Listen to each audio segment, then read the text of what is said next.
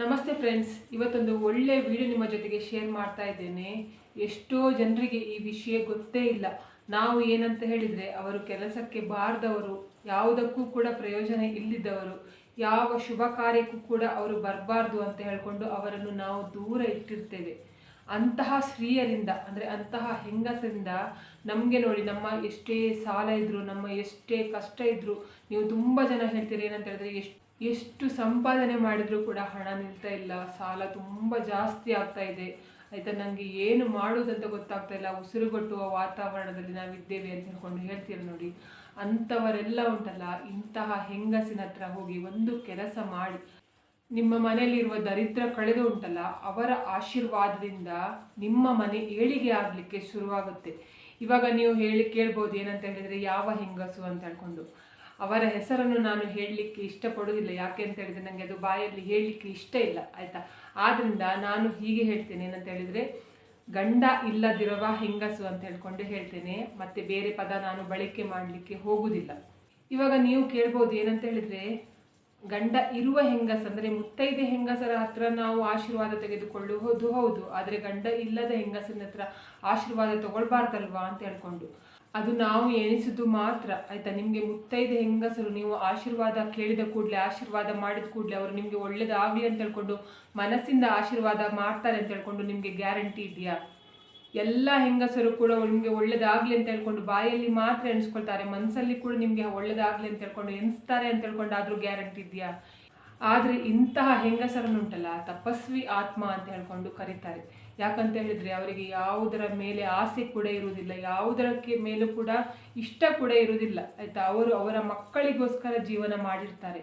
ಎಲ್ಲವನ್ನು ಕಳೆದುಕೊಂಡು ಅವರ ಮಕ್ಕಳು ಮುಂದೆ ಒಳ್ಳೆಯದಾಗಲಿ, ಅವರ ಮಕ್ಕಳ ಜೀವನ ಒಳ್ಳೆಯದಾಗಲಿ, ಮಕ್ಕಳು ಒಂದು ದಡ ಸೇರಲಿ ಅಂತ ಹೇಳ್ಕೊಂಡು ಅವರುಂಟಲ್ಲ ಜೀವನ ಮಾಡ್ತಾ ಇರುವ ಕಾರಣಕ್ಕೆ ಅವರಿಗೆ ಬೇರೆ ಯಾವ ಆಸೆ ಕೂಡ ಇರುವುದಿಲ್ಲ. ಆದರೆ ಬೇರೆ ಹೆಣ್ಣು ಮಕ್ಕಳಿಗೆ ಉಂಟಲ್ಲ ಎಲ್ಲ ರೀತಿಯ ಆಸೆ ಕೂಡ ಇರುತ್ತೆ ನೋಡಿ. ನೀವು ಹೃದಯದಿಂದ ಉಂಟಲ್ಲ, ಹೃದಯಪೂರ್ವಕವಾಗಿ ಯಾರಿಗೂ ಹೇಳಬಾರ್ದು, ಆಯಿತಾ. ಈ ಕೆಲಸ ಮಾಡಬೇಕಾದ್ರೆ ನಾನು ಹೇಳ್ತೇನೆ ನೋಡಿ, ನಿಮಗೆ ಹಣದ ಸಮಸ್ಯೆ ಇರಬೇಕಾದ್ರೆ ಏನು ಮಾಡಬೇಕು ಅಂತ ಹೇಳ್ಕೊಂಡು ಹೃದಯಪೂರ್ವಕವಾಗಿ ಈ ಕೆಲಸ ಮಾಡಿದರೆ ಏನಾಗುತ್ತೆ ಅಂತ ಹೇಳಿದರೆ, ನಿಮಗೆ ಯಾವತ್ತೂ ಕೂಡ ಹಣದ ಸಮಸ್ಯೆ ಬರುವುದಿಲ್ಲ ಅಂತ ಹೇಳ್ಕೊಂಡು ಹೇಳ್ತಾರೆ. ಯಾಕೆ ಅಂತ ಹೇಳಿದರೆ, ಇಂತಹ ಹೆಣ್ಣು ಮಕ್ಕಳು ಉಂಟಲ್ಲ, ಅವರಿಗೆ ಇಷ್ಟವಾದ ವಸ್ತುವನ್ನೇ ಅವಳು ಕಳ್ಕೊಂಡಿರ್ತಾರೆ. ಇಂತಹವರ ಆಶೀರ್ವಾದ ಪಡೆದುಕೊಂಡ್ರೆ ಏನಾಗುತ್ತೆ ಅಂತ ಹೇಳಿದರೆ, ನಿಮಗೆ ಬ್ರಹ್ಮಾಂಡದ ಶಕ್ತಿ ಸಿಗುತ್ತೆ ಅಂತ ಹೇಳ್ಕೊಂಡು ಹೇಳ್ತಾರೆ. ಆದ್ದರಿಂದ ದಯವಿಟ್ಟು ಇಷ್ಟು ದಿವಸ ನೀವು ಮಾಡಿದ್ದು ಬಿಟ್ಟು ಬಿಡಿ, ಆಯಿತಾ. ಅವರನ್ನು ಯಾವುದಕ್ಕೂ ಕೂಡ ಮುಂದಕ್ಕೆ ಕರೆಯುವುದಿಲ್ಲ. ಸ್ವಂತ ಮಕ್ಕಳ ಮದುವೆಗೂ ಕೂಡ ಪಾಪ ಅವರಿಗೆ ಮೇಲೆ ಬರಲಿಕ್ಕೆ, ಅಂದರೆ ಮದುವೆ ಆಗ್ತಾ ನಡೀತಾ ಇರುವ ಜಾಗದಲ್ಲಿ ಬಿಡುವುದಿಲ್ಲ. ಎಲ್ಲ ಕಡೆ ಈ ಥರ ಸಂಪ್ರದಾಯ ಇದೆಯೇ ಇಲ್ವ ನನಗೆ ಗೊತ್ತಿಲ್ಲ, ಆದರೆ ನಮ್ಮ ಕಡೆ ಉಂಟು ಈ ಥರದ್ದು ಸಂಪ್ರದಾಯ. ಏನಂತ ಹೇಳಿದರೆ, ಕಷ್ಟಪಟ್ಟು ಸಾಕಿರ್ತಾರೆ ಮಕ್ಕಳನ್ನು, ಸ್ವಂತ ಮಕ್ಕಳನ್ನೇ ಕಷ್ಟಪಟ್ಟು ಸಾಕಿ ಮದುವೆ ಮಾಡಲಿಕ್ಕೆ ಬರುವಾಗ ಅವರಿಗೆ ಗಂಡ ಇಲ್ಲ ಅಂತ ಹೇಳ್ಕೊಂಡು ಒಂದೇ ಕಾರಣದಿಂದ ಉಂಟಲ್ಲ, ಅವರಿಗೆ ಯಾವ ಶಾಸ್ತ್ರ ಕೂಡ ಮಾಡಿಸೋದಿಲ್ಲ ಅವರ ಕೈಯಲ್ಲಿ. ಮತ್ತು ಅವರನ್ನು ಉಂಟಲ್ಲ, ಯಾವುದೋ ಒಂದು ರಿಲೇಟಿವ್ಸ್ಗಳೆಲ್ಲ ಬರ್ತಾರೆ ನೋಡಿ, ಯಾರೋ ಒಂದು ಹೊರಗಡೆಯವರು ಬರ್ತಾರೆ ನೋಡಿ ಮದುವೆಗೆ, ಆ ರೀತಿಯಲ್ಲಿ ಕೆಳಗಡೆ ಕೂರಿಸಿ ಬಿಡ್ತಾರೆ, ಆಯ್ತು. ಅವರು ದೂರದಿಂದನೇ ಅವರ ಮಕ್ಕಳ ಮದುವೆಯನ್ನು ನೋಡ್ತಾ ಇರ್ತಾರೆ. ಅದನ್ನು ನೋಡುವಾಗ ಉಂಟಲ್ಲ ಒಂಥರ ಬೇಸರ ಆಗುತ್ತೆ. ಯಾಕಂತ ಹೇಳಿದರೆ, ಕಷ್ಟಪಟ್ಟು ಸಾಕುವಾಗ ಯಾರು ಕೂಡ ಬಂದಿರುವುದಿಲ್ಲ. ಅತ್ತೆ ಆಗಲಿ, ಮಾವ ಆಗಲಿ, ಅಥವಾ ಚಿಕ್ಕಪ್ಪ ಚಿಕ್ಕಮ್ಮ, ಮತ್ತು ಅಥವಾ ಸೋದರ ಸಂಬಂಧಿಕರು ಯಾರು ಕೂಡ ಬಂದಿರುವುದಿಲ್ಲ. ಇವರೇ ಕಷ್ಟಪಟ್ಟು ಸಾಕಿ ಆ ಜಾಗಕ್ಕೆ ಬರುವ ಹಾಗೆ ಮಾಡಿರ್ತಾರೆ. ಆದರೆ ಅವರ ಮಕ್ಕಳ ಮದುವೆಗೆ ಅವರು ನಿಲ್ಲಲಿಕ್ಕೆಯೂ ಕೂಡ ಅವರಿಗೆ ಬಿಡುವುದಿಲ್ಲ. ಎಂಥ ವಿಪರ್ಯಾಸ ಅಲ್ವಾ. ನನಗೆ ಅದೆಲ್ಲ ಆ ಥರ ಎಣಿಸುವಾಗ ನಾನು ಎಣಿಸೋದು, ಯಾಕೆ ಇನ್ನೂ ಕೂಡ ನಾವು ಎಲ್ಲದರಲ್ಲೂ ಮುಂದೆ ಬಂದಿದ್ದೇವೆ ಅಂತ ಹೇಳ್ಕೊಂಡು ನಾವು ಕೊಚ್ಕೊಳ್ತೇವೆ, ಆಯಿತಾ. ನಾವು ಯಾವುದರಲ್ಲೂ ಹಿಂದಿಲ್ಲ, ಎಲ್ಲದರಲ್ಲೂ ಮುಂದೆ ಇದ್ದೇವೆ ಅಂತ ಹೇಳ್ಕೊಂಡು. ಆದರೆ ಇಂಥ ವಿಷಯದಲ್ಲಿ ನಾವು ಇನ್ನೂ ಕೂಡ ಹಿಂದೆಯೇ ಇದ್ದೇವೆ. ಹೋಗಲಿ ಬಿಡಿ, ನಾವು ಎಷ್ಟು ಮಾಡ್ರನ್ ಆದರೂ ಕೂಡ ಇಂತಹ ಕೆಲವೊಂದು ಮೂಢನಂಬಿಕೆಯನ್ನು ಬಿಡಲಿಕ್ಕೆ ನಾವು ತಯಾರಿಲ್ಲ, ಎಂತ ಮಾಡಲಿಕ್ಕೆ ಆಗೋದಿಲ್ಲ ಬಿಡಿ. ಅಂಥವರಿಗೆ ನಾನು ಇವಾಗ ಹೇಳ್ತಾ ಇರೋದು ಏನಂತ ಹೇಳಿದರೆ, ನಿಮಗೀಗ ಸಾಲದ ಸಮಸ್ಯೆ ಜಾಸ್ತಿ ಆಗಿದೆ, ಅಥವಾ ನಿಮ್ಮ ಕೈಯಲ್ಲಿ ಎಷ್ಟು ಕಷ್ಟಪಟ್ಟು ದುಡಿದ್ರೂ ಕೂಡ ಹಣ ನಿಲ್ತಾ ಇಲ್ಲ, ತುಂಬ ತೊಂದರೆ ಅನುಭವಿಸ್ತಾ ಇದ್ದೇವೆ ಅಂತ ಹೇಳ್ಕೊಂಡಾದರೆ ನೀವು ಏನು ಮಾಡಬೇಕು ಅಂತ ಹೇಳಿದರೆ, ಸಾಧು ಸನ್ಯಾಸಿಗಳ ಹತ್ರ ಹೋಗೋದಲ್ಲ. ಯಾಕೆ ಅಂತ ಹೇಳಿದರೆ, ಎಲ್ಲ ಸಾಧು ಸನ್ಯಾಸಿಗಳು ಒಳ್ಳೆಯವರು ಇರ್ತಾರೆ ಅಂತ ಹೇಳ್ಕೊಂಡು ಆಗೋದಿಲ್ಲ. ಎಲ್ಲೋ ಒಂದು ಕೋಟಿಗೆ ಒಬ್ಬರು ಯಾರಾದರೂ ಒಳ್ಳೆಯವರು ಇರಬಹುದು, ಬಿಟ್ಟರೆ ಅರ್ಧಕ್ಕೆ ಅರ್ಧ ಯಾವ ಥರ ಇರ್ತಾರೆ ಅಂತ ಹೇಳ್ಕೊಂಡು ನೀವೇ ನೋಡಿರ್ತೀರ. ಆದ್ದರಿಂದ ನೀವು ಸಾಧು ಸನ್ಯಾಸಿಗಳದ್ದು ಕಾಲು ಹಿಡಿಲಿಕ್ಕೆ ಹೋಗಬೇಡಿ, ಅಥವಾ ದೇವಸ್ಥಾನದ ಗಂಟೆ ಕೂಡ ಹೊಡಿಲಿಕ್ಕೆ ಹೋಗಬೇಡಿ. ನೀವು ಏನು ಮಾಡಿ ಅಂತ ಹೇಳಿದರೆ ನಿಮಗೆ ಆಗುವುದೇ ಇಲ್ಲ, ಉಸಿರು ಕಟ್ತಾ ಇದೆ, ನಮಗೆ ತುಂಬ ಕಷ್ಟ ಬರ್ತಾ ಇದೆ ಅಂತ ಹೇಳ್ಕೊಂಡಾದರೆ ಇಂತಹ ಮಹಿಳೆಯರಿಗೆ ನೀವು ಸಹಾಯ ಮಾಡಬೇಕು. ಅವರಿಗೆ ನೋಡಿ, ಈಗ ಒಂದೊಳ್ಳೆ ಅಂದರೆ ಗಂಡ ಇಲ್ಲ, ಆದರೆ ಅವರ ಮಕ್ಕಳೆಲ್ಲ ದೊಡ್ಡವರಾಗಿದ್ದಾರೆ, ಅವರಿಗೆ ಯಾವುದು ಕೊರತೆ ಇಲ್ಲ, ಯಾರು ಎಲ್ಲರೂ ನೋಡ್ಕೊಳ್ಳಿದ್ದಾರೆ, ಮಕ್ಕಳು ಚಂದ ಮಾಡಿ ನೋಡ್ಕೊಳ್ತಾರೆ ಅಂತ ಹೇಳ್ಕೊಂಡು ಆದ್ರೆ ಉಂಟಲ್ಲ, ಅಂತಹ ಮಹಿಳೆಯರ ಹತ್ರ ನೀವು ಆಶೀರ್ವಾದ ಪಡಿಬೇಕಂತ ಇಲ್ಲ. ಆಶೀರ್ವಾದ ಪಡಿಬಹುದು, ಆದರೂ ಕೂಡ ನಾನು ಹೇಳ್ತಾ ಇರೋದು, ಕೆಲವರು ಏನಾಗ್ತದೆ ಅಂತ ಹೇಳಿದ್ರೆ ಚಿಕ್ಕ ವಯಸ್ಸಿನಲ್ಲಿ ಗಂಡವನನ್ನು ಕಳ್ಕೊಂಡಿರ್ತಾರೆ. ಆಯ್ತಾ, ಗಂಡ ಕಳ್ಕೊಂಡ ನಂತರ ಏನಾಗುತ್ತೆ ಅಂತ ಹೇಳಿದ್ರೆ ಯಾರು ಕೂಡ ಅವರನ್ನು ಸೇರಿಸ್ಕೊಳ್ಳೋದಿಲ್ಲ. ಗಂಡನ ಮನೆಯವರೇ ಸೇರಿಸ್ಕೊಳ್ಳೋದಿಲ್ಲ, ಆದ್ರೆ ಮತ್ತೆ ಅಮ್ಮನ ಮನೆಯವರು ಸೇರಿಸ್ಕೊಳ್ತಾರೆ. ಕೊಟ್ಟ ಹೆಣ್ಣು ಕುಲಕ್ಕೆ ಹೊರಗೆ ಅಂತ ಹೇಳ್ಕೊಂಡು ಮನೆ ಬಿಟ್ಟು ಬಿಡ್ತಾರೆ. ಅವರಿಗೆ ಯಾವ ರೀತಿ ಪರಿಸ್ಥಿತಿ ಬರುತ್ತೆ ಅಂತ ಹೇಳಿದ್ರೆ, ಈ ಕಡೆ ಗಂಡನ ಮನೆಗೂ ಹೋಗ್ಲಿಕ್ಕಿಲ್ಲ, ಈ ಕಡೆ ಅಮ್ಮನ ಮನೆಗೂ ಹೋಗ್ಲಿಕ್ಕಿರೋದಿಲ್ಲ, ಚಿಕ್ಕ ಚಿಕ್ಕ ಮಕ್ಕಳನ್ನು ಸಾಕುವ ಪರಿಸ್ಥಿತಿಯಲ್ಲಿ ಇರ್ತಾರೆ ನೋಡಿ. ಅಂತಹ ಮಹಿಳೆಯರನ್ನು ಅಂದ್ರೆ ಗಂಡ ಇಲ್ಲದ ಮಹಿಳೆಯರನ್ನು ನೀವು ಹುಡುಕ್ಬೇಕು. ಅಂತಹ ಮಹಿಳೆಯರ ಹತ್ರ ಹೋಗಿ ನೀವೇನು ಮಾಡಬೇಕು ಅಂತ ಹೇಳಿದ್ರೆ, ನೀವು ಗಂಡಸರಾದರೂ ಕೂಡ ನಮ್ಮ ಆತ್ಮ ಶುದ್ಧವಾಗಿದ್ರೆ ಉಂಟಲ್ಲ, ಗಂಡಸು ಹೆಣ್ಗಸು ಅಂತ ಹೇಳ್ಕೊಂಡು ಇಲ್ಲ ಆಯ್ತಾ, ಎಲ್ಲರೂ ಕೂಡ ಒಂದೇ ಆಯ್ತಾ. ನಮ್ಮ ಮನಸ್ಸು ನಮ್ಮ ಕೈಯಲ್ಲಿ ಇರಬೇಕು. ಆದ್ದರಿಂದ ನಾನು ಹೇಳ್ತಾ ಇರೋದು, ಅವರ ಬಳಿಯಲ್ಲಿ ಸ್ವಲ್ಪ ಹೊತ್ತು ಕೂತ್ಕೊಂಡು ಅವರ ಕಷ್ಟಗಳನ್ನೆಲ್ಲ ಕೇಳಿ, ನಿಮ್ಮ ಮನೆದು ಏನು ಪರಿಸ್ಥಿತಿ, ನಿಮಗೆ ಯಾಕೆ ಈ ಥರ ಆಯಿತು, ಪ್ರತಿಯೊಂದನ್ನು ಕೇಳಿ. ಅವರ ಪರಿಸ್ಥಿತಿಗಳನ್ನೆಲ್ಲ ಅವರು ಹೇಳ್ತಾರೆ ಆಯ್ತಾ, ಏನೆಲ್ಲ ತೊಂದರೆ ಅನುಭವಿಸ್ತಿದ್ದಾರೆ ಅದನ್ನೆಲ್ಲ ಅವರು ನಿಮ್ಮ ಜೊತೆಗೆ ಹಂಚ್ಕೊಳ್ತಾರೆ. ಹಂಚ್ಕೊಳ್ಳುವಾಗ ಏನಾಗುತ್ತೆ ಅಂತ ಹೇಳಿದರೆ, ಅದರ ನಂತರ ನೀವೇನು ಮಾಡಿ ಅಂತ ಹೇಳಿದ್ರೆ, ನಿಮ್ಮ ಆಶೀರ್ವಾದ ನಮಗೆ ಸಿಗಬಹುದಾ ಅಂತ ಹೇಳ್ಕೊಂಡು ಕೇಳಿ. ಅವರು ನಿಮ್ಮ ವಯಸ್ಸಿನಲ್ಲಿ ದೊಡ್ಡವರು ಬೇಕಾದರೆ ಆಗಿರಲಿ, ಚಿಕ್ಕವರು ಬೇಕಾದರೂ ಆಗಿರಲಿ. ಯಾಕಂತ ಹೇಳಿದ್ರೆ ನಾನು ಆವಾಗನೇ ಹೇಳಿದೆ, ಅವರು ತಪಸ್ವಿ ಆತ್ಮ ಅಂತ ಹೇಳ್ಕೊಂಡು ಯಾವುದರ ಮೇಲೂ ಕೂಡ ವ್ಯಾಮೋಹ ಇರುವುದಿಲ್ಲ. ಅವರ ಮಕ್ಕಳ ಜೀವನಕ್ಕೋಸ್ಕರ, ಮಕ್ಕಳು ಮುಂದೆ ಬರಲಿ ಅಂತ ಹೇಳ್ಕೊಂಡು ಒಂದೇಗೋಸ್ಕರ ಅವರು ಇನ್ನೂ ಕೂಡ ಉಸಿರಾಡ್ತಾ ಜೀವನ ಮಾಡ್ತಾ ಇರ್ತಾರೆ, ಮಕ್ಕಳಿಗೋಸ್ಕರ. ನೋಡಿ, ಇಂತಹ ಹೆಣ್ಣು ಮಕ್ಕಳಿಗೆ ಉಂಟಲ್ಲ, ಪತಿ ತೀರಿಕೊಂಡ ಮೇಲೆ ಅಂದರೆ ಗಂಡ ತೀರಿಕೊಂಡ ಮೇಲೆ ಅವರದ್ದು ಒಂದು ಪುನರ್ಜನ್ಮ, ನಿಜವಾಗಿ ಪುನರ್ಜನ್ಮ ಇದೆಯೋ ಇಲ್ವೋ ಗೊತ್ತಿಲ್ಲ, ಆದರೆ ಇಂತಹ ಹೆಣ್ಣು ಮಕ್ಕಳು ಮಾತ್ರ ಅದರ ನಂತರ ಪುನರ್ಜನ್ಮ ಪಡೆದಿರ್ತಾರೆ. ಯಾಕಂತ ಹೇಳಿದ್ರೆ ಗಂಡ ಇರುವಾಗನೇ ಬೇರೆ ಥರ ಜೀವನ ಮಾಡಿರ್ತಾರೆ, ಎಲ್ಲ ನೆಮ್ಮದಿ ಸುಖ ಶಾಂತಿ ಎಲ್ಲ ನೋಡಿರ್ತಾರೆ, ಒಮ್ಮೆಲೆ ಕಷ್ಟ ಕೂಡ ಅನುಭವಿಸುವ ಪರಿಸ್ಥಿತಿ ಬರುತ್ತೆ.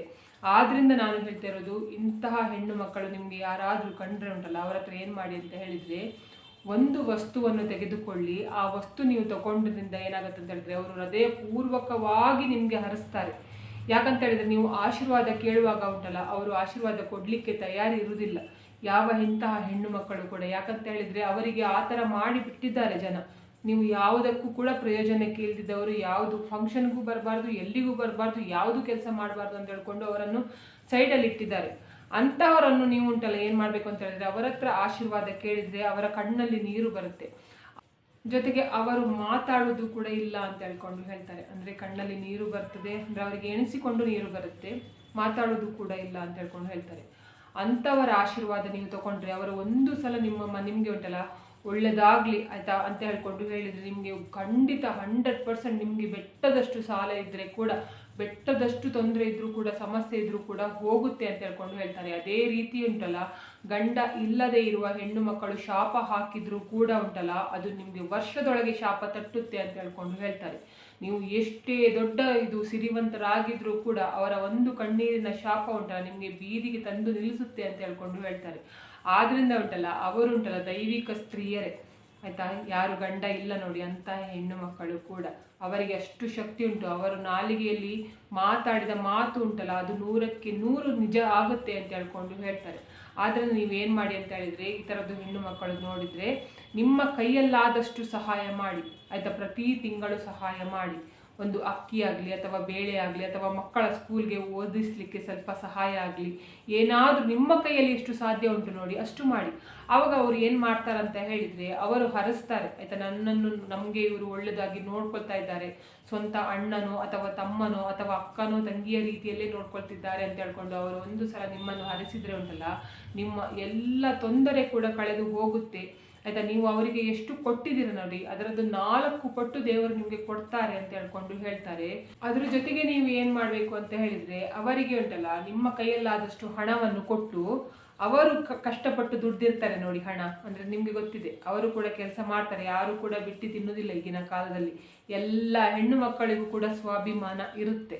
ಆದ್ರಿಂದ ನಾನು ಹೇಳ್ತಾ ಇರೋದು, ನೀವು ಹಣ ಕೊಡ್ತಿರಲ್ವ, ನಿಮ್ಮ ಕೈಯಲ್ಲಾದಷ್ಟು ಕೊಡ್ತಿರಲ್ಲ, ಆವಾಗ ಅವರು ದುಡಿದ ಹಣದಲ್ಲಿ ಒಂದು 10 ರೂಪಾಯಿ ಆದರೂ ಅವರ ಹತ್ರ ಕೇಳಿ. ಬಾಯಿ ಬಿಟ್ಟು ಕೇಳಿ, ನೀನು ದುಡಿದ ಹಣದಲ್ಲಿ ಒಂದು 10 ರೂಪಾಯಿ ನನಗೆ ಕೊಡ್ತೀಯಾ ಅಂತ ಹೇಳ್ಕೊಂಡು. ನೀವು ಎಂತ ಸಹ ಕೊಡದೆ ನೀವು ಸುಮ್ಮನೆ ಅವ್ರ ಹತ್ರ ಹೋಗಿ ಬೇಡುವುದಲ್ಲ. ನೀವು ನಿಮ್ಮ ಕೈಯಲ್ಲಿ ಆದಷ್ಟು ಹಣ ಅವರಿಗೆ ಕೊಡಬೇಕು. ಅದ್ರ ಜೊತೆಗೆ ಅವರದಿಂದ ಒಂದು 10 ರೂಪಾಯಿ ಆದ್ರೂ ತಗೊಳ್ಳಿ. ಅದನ್ನು ತಗೊಂಡು ಏನು ಮಾಡಬೇಕು ಅಂತ ಹೇಳಿದರೆ, ಅದು ನೀವು ಜಾಗ್ರತೆ ಮಾಡಿಟ್ಕೊಳ್ಳಿ ನಿಮ್ಮ ಹತ್ತಿರ. ಯಾಕಂತ ಹೇಳಿದರೆ ಈ ಹಣವೇ ಉಂಟಲ್ಲ, ಅಂದರೆ ಅವರು ಕಷ್ಟಪಟ್ಟ ಹಣ ಉಂಟಲ್ಲ ನಿಮ್ಮ ಕೈಯಲ್ಲಿ ಇರುವುದರಿಂದ, ಆ ಹಣವೇ ನಿಮ್ಮ ಎಲ್ಲ ಸಾಲ ತೀರುವ ಹಾಗೆ ಮಾಡುತ್ತೆ, ನಿಮ್ಮ ಕಷ್ಟ ತೀರುವ ಹಾಗೆ ಮಾಡುತ್ತೆ, ನಿಮಗೆ ಒಳ್ಳೆಯದಾಗುವ ಹಾಗೆ ಮಾಡುತ್ತೆ ಅಂತ ಹೇಳ್ಕೊಂಡು ಹೇಳ್ತಾರೆ. ಇವಾಗ ಮಂಗಳಮುಖಿಯರು ನೋಡಿ ಯಾವ ರೀತಿ ಎಷ್ಟು ಶಿವ ಮತ್ತು ಶಕ್ತಿಯದು ರೂಪದಲ್ಲಿ ಇರ್ತಾರೆ ನೋಡಿ. ಅವರ ಹತ್ರ ನೋಡಿ ನೀವು ಹಣ ತಗೊಂಡ್ರೆ ನಿಮಗೆ ಮನೆ ಹೇಗೆ ಏಳಿಗೆ ಆಗುತ್ತೆ ನೋಡಿ, ಹಣ ಇಟ್ಕೊಂಡ್ರೆ. ಅದೇ ರೀತಿಯಲ್ಲಿ ಇಂಥ ಹೆಣ್ಣು ಮಕ್ಕಳ ಹತ್ರ ಕೂಡ ನೀವು ಹಣ ತಗೊಂಡ್ರೆ ನಿಮಗೆ ಒಳ್ಳೆಯದಾಗುತ್ತೆ. ಆದರೆ ಅದನ್ನು ಖರ್ಚು ಮಾಡಲಿಕ್ಕೆ ಹೋಗ್ಬಿಡಿ, ಅದನ್ನು ಹಾಗೆ ಇಟ್ಕೊಳ್ಳಿ. 5 ರೂಪಾಯಿ ಆದರೂ ಕೂಡ ಪರವಾಗಿಲ್ಲ, 10 ರೂಪಾಯಿ ಆದರೂ ಕೂಡ ಪರವಾಗಿಲ್ಲ. ಅವರ ಹಣವನ್ನು ನಿಮಗೆ ಕೊಡುವಾಗ ಏನು ಮಾಡ್ತಾರಂತ ಹೇಳಿದರೆ, ಇವರಿಗೆ ಒಳ್ಳೇದಾಗಲಿ ಅಂತ ಹೇಳ್ಕೊಂಡು ಮನಸ್ಪೂರ್ವಕವಾಗಿ ಕೊಡ್ತಾರೆ. ಜೊತೆಗೆ ಈ 10 ರೂಪಾಯಿ ಉಂಟಲ್ಲ, ಅದು 10,000 ಆಗಲಿ ಅಂತ ಹೇಳ್ಕೊಂಡು ಕೂಡ ಎಣಿಸ್ಕೊಂಡು ಕೊಡ್ತಾರೆ. ಆದ್ರಿಂದ ನೋಡಿ, ಇಂತಹವರ ಆಶೀರ್ವಾದ ನೋಡಿ ಎಲ್ಲರಿಗೂ ಕೂಡ ಸಿಗುವುದಿಲ್ಲ. ಇಂಥವರ ಆಶೀರ್ವಾದ ತಗೊಳ್ಳಿಕ್ಕೂ ಕೂಡ ಯಾರು ಇಷ್ಟಪಡುವುದಿಲ್ಲ. ಆದರೆ ಅವರಿಗೆ ನೋಡಿ ದೈವಿ ಶಕ್ತಿ ಇರುತ್ತೆ, ಅವರು ಎಣಿಸಿದ್ದೆಲ್ಲ ಆಗುತ್ತೆ. ಎಣಿಸಿದ ಕಾರ್ಯ ಅವರ ಜೀವನದಲ್ಲಿ ಕತ್ತಲು ಇರ್ಬೋದು, ಆದರೆ ಬೇರೆಯವರ ಜೀವನವನ್ನು ಬೆಳಕು ಮಾಡುವ ಶಕ್ತಿಯನ್ನು ಇಂತಹ ಮಹಿಳೆಯರು ಹೊಂದಿರ್ತಾರೆ ಅಂತ ಹೇಳ್ಕೊಂಡು ಹೇಳ್ತಾರೆ. ನಿಮಗೆ ನೋಡಿ ಇವತ್ತಿನ ವಿಡಿಯೋ ಇಷ್ಟ ಆದರೆ ಪ್ಲೀಸ್ ಈ ವಿಡಿಯೋಕ್ಕೆ ಲೈಕ್ ಮಾಡಿ, ಆದಷ್ಟು ಜನರಿಗೆ ವಿಡಿಯೋವನ್ನು ಶೇರ್ ಮಾಡಿ, ಕಮೆಂಟ್ ಮಾಡಿ, ನನ್ನ ಚಾನಲ್ಗೆ ಸಬ್ಸ್ಕ್ರೈಬ್ ಆಗಿ. ನನ್ನ ಚಾನಲ್ಗೆ ಸಬ್ಸ್ಕ್ರೈಬ್ ಆದರೆ ನನಗೆ ಒಂದು ಸಪೋರ್ಟ್ ಸಿಕ್ಕಿದ ಹಾಗೆ ಆಗ್ತದೆ. ಮತ್ತು ನಾನು ಹೀಗೆ ಒಳ್ಳೆ ವಿಡಿಯೋನ ನಿಮ್ಮ ಜೊತೆಗೆ ಶೇರ್ ಮಾಡ್ತೀನಿ. ಇವತ್ತಿನ ವಿಡಿಯೋ ಯಾರೆಲ್ಲ ನೋಡಿದ್ದೀರಾ ಅಥವಾ ನೋಡಲಿಲ್ಲ ಎಲ್ಲರಿಗೂ ಕೂಡ ಒಳ್ಳೆಯದಾಗಲಿ ಅಂತ ನಾನು ಕೂಡ ದೇವರಲ್ಲಿ ಬಿಡ್ಕೊಳ್ತಿದ್ದೇನೆ. ಎಲ್ಲರಿಗೂ ಒಳ್ಳೆಯದಾಗಲಿ.